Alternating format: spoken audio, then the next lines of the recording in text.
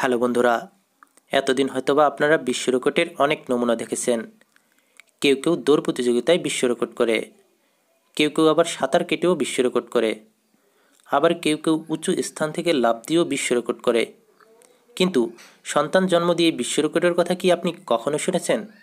হ্যাঁ বন্ধুরা, আজকের ভিডিওতে আমি আপনাদের দেখাবো এমনই এক মাকে, যিনি একটা না দুটা না মোট ৬৯টি সন্তান জন্ম দিয়ে বিশ্ব রেকর্ড করেছেন।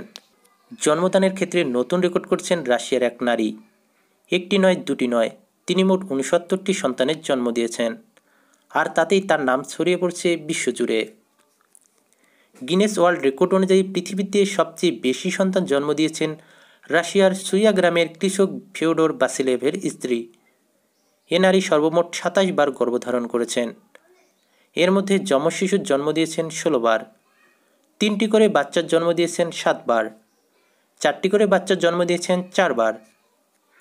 সর্বমোট ৬৯টি বাচ্চার জন্ম দিয়ে বিশ্ব রেকর্ড করছেন এই মহিলা। তবে সবচেয়ে আশ্চর্যের বিষয় হলো ৬৯টি বাচ্চার মধ্যে ৬৭টি বাচ্চাই এখনও বেঁচে আছে। রাশিয়ান ওই মহিলা এতগুলো সন্তানের জন্ম দিয়ে খুব গর্বিত বলেই জানা গেছে।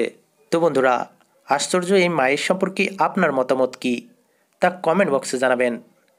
ভালো থাকবেন, সুস্থ থাকবেন। দেখা হবে পরবর্তী মজার কোনো ভিডিওতে। ধন্যবাদ।